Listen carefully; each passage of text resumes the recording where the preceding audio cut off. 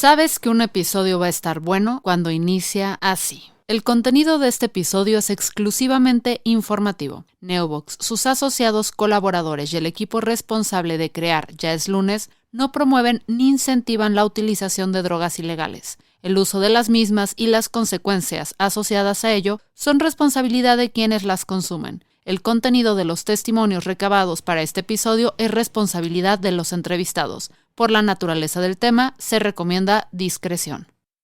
En 1943, el químico suizo Albert Hofmann tuvo que parar una investigación sobre derivados del ácido lisérgico, debido a una intoxicación muy interesante, pero muy extraña. Un par de días después, dejando claro por qué los hombres viven menos que las mujeres, decidió consumir 250 microgramos de aquella sustancia y luego se fue en bicicleta a su casa. La descripción que Hofmann hizo sobre las alucinaciones y distorsiones de la percepción que experimentó fue el primer testimonio que se tiene de los efectos del LSD en el cuerpo.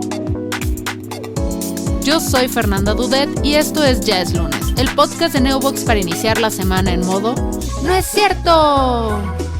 ¡No hagas caso, no es cierto! Y el día de hoy nos vamos a poner nuestros ponchos, camisas pintadas de colores y abrazarnos bien fuerte con caloncho de fondo para hablar del uso medicinal experimental del LSD y hongos que, a decir de los expertos, sí tiene beneficios, a diferencia de los chuchitos con alcohol que se mete tu tía cuando le da gripa porque ama con pasión tirar su dinero a la basura. Lo que había descubierto Hofmann no era completamente nuevo. La humanidad está consciente de que existen sustancias alucinógenas en los hongos desde la época prehispánica. ¿O ustedes de dónde creen que salió todo el trip de la profecía del águila devorando la serpiente? Lo que descubrió el científico suizo fue la estructura de la dietilamida de ácido lisérgico, conocida como LSD, que ahora conoces como el cuadrito de papel que se chupa tu amigo cada vez que va a un festival de música. El descubrimiento de su estructura dio pie a que se pudiera desarrollar una forma de generarla de manera artificial, esto es, con sustancias que se pueden hacer en un laboratorio sin necesidad de tener que ir a los cerros en agosto. El LSD es una molécula muy parecida a la serotonina, un neurotransmisor relacionado con varios estados de ánimo, pero que es famosa por ser la causante de la felicidad. El LSD activa los receptores de serotonina y se aferra a ellos como el COVID a esta década. ¡Ya suélteme, señora! Esto intensifica y prolonga las sensaciones en las que la serotonina está involucrada. La mayoría de los alucinógenos se encuentran en hongos y casi todos los más conocidos, por ponerte bien acá, son originarios de México. De hecho, eso explica mucho de los contenidos televisivos en Monterrey. ¿Cuáles son las sustancias alucinógenas principales? Daniel Bojorquez, biólogo y divulgador, nos explica. Los hongos tienen más de una sustancia psicoactiva. Las más comunes son la psilocibina y la psilocina, que es las que están presentes en los hongos del género Psilocibe. A nivel mundial, los hongos del género Psilocibe son los más comunes o los más abundantes que hay en cuanto a hongos alucinógenos, y la mayoría de estos están en México. Hay otros hongos que también tienen sustancias alucinógenas que son, por ejemplo, la Amanita muscaria, que también la tenemos en México, pero la encontramos también en varias partes del mundo, y a diferencia de los psilocibes, la sustancia alucinógena de la Amanita muscaria es la muscarina. Entonces son distintos compuestos que se adhieren a las neuronas o a receptores del cerebro y causan una distorsión en la percepción de la vista, del olfato, del tacto, etc. Entonces aquí a nivel, hablando de México, pues tenemos ambas especies o ambos grupos de hongos, tanto las que tienen muscarina como las que tienen psilocina y psilocibina. Sin embargo, como los que tienen psilocibina y psilocina son más nobles, digamos, para efectos recreativos, pues los nativos o los antiguos mexicanos pues se fueron más hacia el uso de los hongos del género psilocibe, porque la muscarina es un poco más agresiva, o sea, te puede provocar intoxicaciones a nivel de gastrointestinal. Entonces por eso dijeron, pues ¿para qué nos vamos a los otros, que es una batalla con el organismo ingerirlos? Mejor vámonos con los otros, que son más del 80%, que son más abundantes y que son más nobles a la hora de comerlos y de tener una experiencia de estas. Después del descubrimiento de Hoffman, el mundo científico estaba fascinado. Si los hongos ya nos habían dado una cura casi universal con la penicilina, a lo mejor con estas nuevas sustancias se podrían curar enfermedades degenerativas. Desafortunadamente llegaron los 70s y el ejército se dio cuenta que los jóvenes preferían usar hongos en lugar de enlistarse en el ejército. Que seamos honestos, cualquier plan, hasta comer Taco Bell, suena mejor que ir a la guerra. Gracias a esta mala costumbre de querer vivir, todas las sustancias alucinógenas pasaron a ser ilegales. Y entonces, ¿por qué es importante esta historia para el tema de hoy? Primero, porque va a venir en el examen y si no lo pasan, su proveedor de podcast le va a suspender la cuenta una semana. Segundo, porque el microdosing tiene su base en el LSD. Es la toma de una cantidad muy pequeña, casi imperceptible, de sustancias tales como psilocibina, que es componente principal de los hongos que le llaman alucinógenos, de LSD, que es el compuesto químico derivado de la psilocibina, de ahí viene, y de la ayahuasca, que es una planta tradicional que se utiliza en ceremonias en el Amazonas, sobre todo. Y el objetivo final es justo eso, optimizar el proceso mental de enfoque, de claridad, y siempre con ciertos beneficios psicológicos y físicos. La definición que acabamos de escuchar proviene de un consumidor que ha estado usando esta alternativa por aproximadamente un año. Por razones de confidencialidad, porque el LSD es una sustancia ilegal y porque lo queremos proteger de la furia de sus tías, decidimos ocultar su identidad. Otra vez, es un poco del estigma y creo que no le están dando la importancia. O sea, hoy día es curioso, pero los hongos, pues, si bien no son solamente endémicos de México, la realidad es que aquí la cultura o en las tradiciones siempre han estado, ¿no? Podemos irnos a María Sabina y todo este tiempo aquí en Jalisco. Para los que están acá, pues, se van a Hongosto, a Tapalpa a buscar hongos y demás.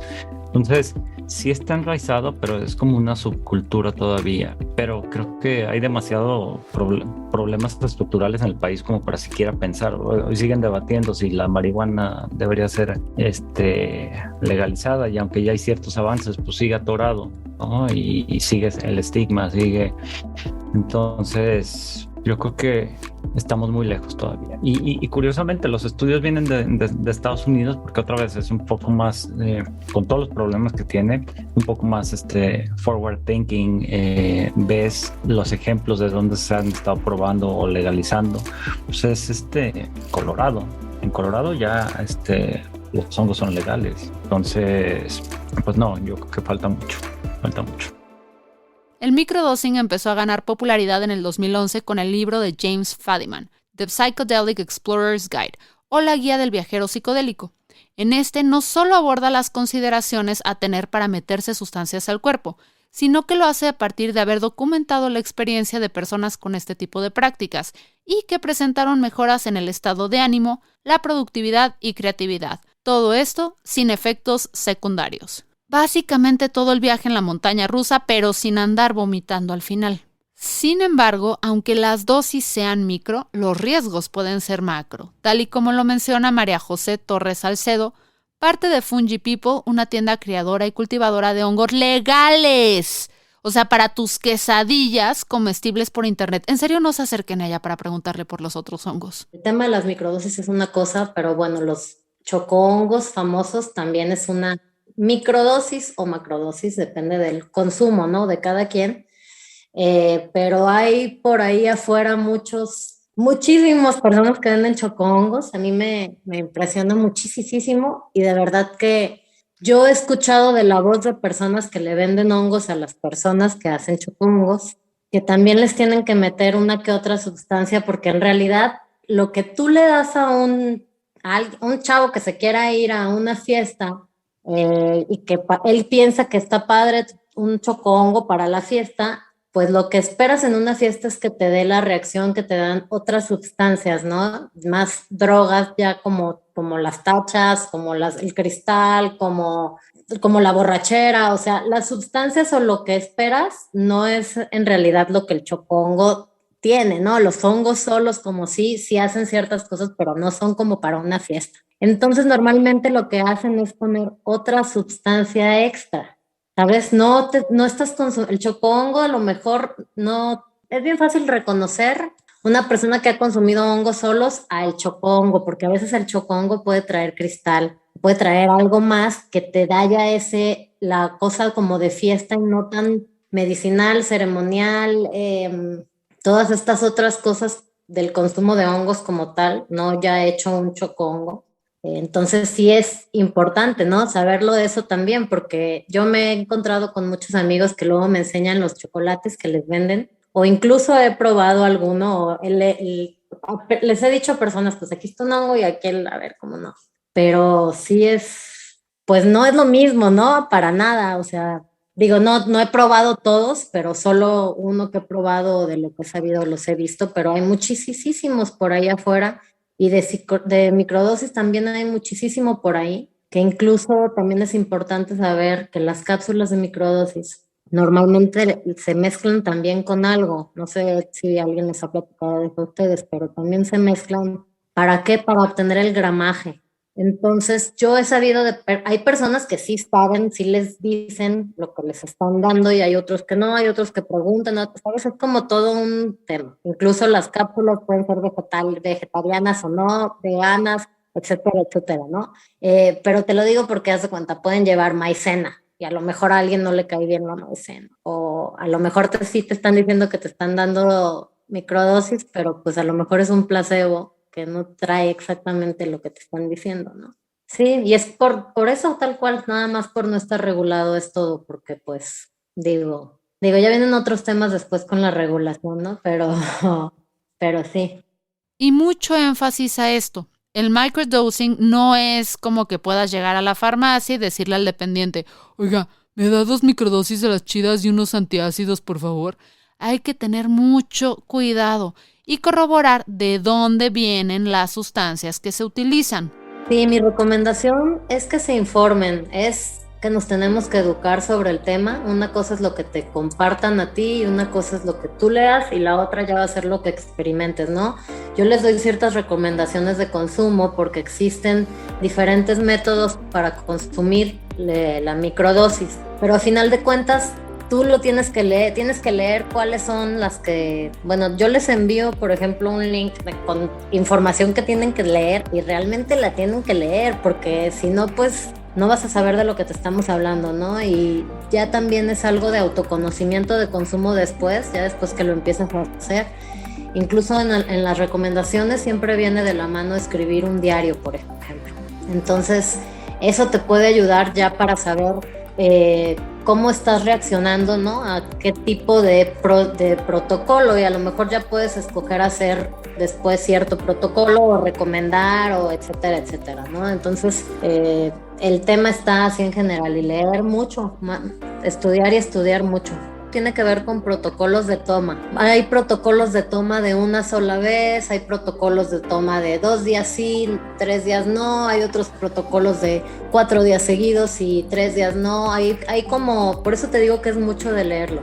Son diferentes protocolos de toma y también en algún momento tiene que ver con gramajes. La microdosis no es 0.1 es microdosis, es de 0.1 a 0.5 y según como tú te sientas. En Estados Unidos y Canadá, que son lugares que ya está legalizado, que ya están entrando a este tema de legalizar y que ya es legal y ya bla, bla, bla, lo de la psilocibina y la microdosis y macrodosis y todo. Ya hay personas que también consumen la microdosis para convivir con otras personas, por ejemplo. Hay personas que ya no fuman tabaco y a lo mejor se sienten bien si se van a ir hoy a convivir con sus amigos, se toman una microdosis para convivir de X miligramos, según como cada quien te va sintiendo, ¿no? Es como cuando tú dices, ay, me estoy durmiendo, pero me voy a ir a la fiesta y no me quiero estar durmiendo, me voy a tomar un café, ¿no? O sea, es simplemente una sustancia que te va a ayudar a ciertas cosas y tú vas a aprender a esa como microdosis, ¿no? Sin embargo, esta práctica parece estar dando resultados bastante positivos. Muchas personas a nivel mundial están usando microdosing para tratar dolores crónicos o enfermedades neurodegenerativas como Alzheimer. Incluso la psilocibina es usada como una alternativa para los pacientes con cáncer o con enfermedades terminales, y los efectos secundarios no parecen ser tan graves. Justo, es un proceso y no creo que sea una sola cosa la que resuelve todo, ¿no? Pero sí es una herramienta más en esta caja de trabajo personal, donde no solo es esto, sino también el trabajo psicológico, pero todas son herramientas que te van ayudando. Es como un toolkit que te va formando como para lograr un objetivo completo de ser mejor persona, de resolver ciertos problemas que quizás en terapia no tienes tanta claridad, de lograr mayor enfoque. Inclusive después de cierto tiempo te empiezas a dar cuenta que hay ciertos alimentos que ya por alguna razón empiezas a no tolerar o desear, ¿no? Incluso, por ejemplo, el alcohol, como que empiezas a dejarlo, como que es un estado donde dices, híjole, no es necesario. Y no quiere decir que no me gusta a mí, por ejemplo, la cerveza, o que me guste algunas cosas, o sea, pero simplemente como que te haces más consciente de lo que estás ingresando a tu cuerpo. Incluso una de las ventajas es que no se contrapone contra muchos de los medicamentos que podríamos consumir para algún tema, no sé, gente que toma no sé, medicina para la hipertensión, por ejemplo. Y esto no se contrapone o no te afecta ni para bien ni para mal, simplemente son cosas que pueden convivir sin mayor problema, ¿no? Lo que sí, y no es mi caso, pero sí hay estudios que demuestran que muchos de estos procedimientos de microdosis ayudan a bajar la ansiedad, a mejorar o a curar un poco la depresión, a que la gente tenga una mejor perspectiva de la vida, ¿no? Creo que con la información que hemos presentado hasta ahora tenemos suficiente para saber que el microdosing tampoco se trata de ir con un dealer, pedirle que te venda una dosis y dividirla en 10 partes para echártelas como chicles mentolados, porque no se puede insistir suficiente con este punto. Es ilegal. Además, aunque hay indicios de que los alucinógenos afectan positivamente partes del cerebro relacionadas con la felicidad y los sistemas de recompensa, el hecho es que no se sabe al 100% cómo lo hacen. Y aunque también hay datos sobre la baja probabilidad de muerte por consumo de hongos alucinógenos, lo que sí es muy probable es que por no medir bien una dosis pueda salir lastimado como resultado de un mal viaje. Otro de los puntos más importantes a considerar para hacer microdosing es qué otras cosas te estás metiendo a tu cuerpo. Por ejemplo, si estás en tratamiento con fármacos, tienes que hablar con tu psiquiatra para saber si lo que consumes es compatible con la microdosis, para que no te vayas a quedar en error 404 por andar mezclando sustancias. Lo primero que tiene que saber la persona que tiene curiosidad y que quiere consumir hongos alucinógenos es que hay que conocer las especies que hay en la localidad. Aunque ahorita ya hay mucho mercado, aunque sea mercado negro de distribución de hongos alucinógenos, si se van a buscar hongos silvestres para consumo recreativo de hongos, eso es lo primero que hay que saber. ¿Cuáles son las especies más comunes que hay en la región, en la localidad, y conocer sus características? Porque es un conocimiento como común de que la gente dice, si lo encuentras en el excremento, en el estiércol de vaca, ya con eso tú sabes que son alucinógenos. O si se ponen de color azul, o si están de color azul, ya con eso tienes para saber si son alucinógenos. Pues esas, aunque sí son características ciertas, pues no aplican para todos los casos. Hay más de 100 especies que pueden crecer en el estiércol del ganado, sin embargo son nada más unas 3 o 4 las que son alucinógenas.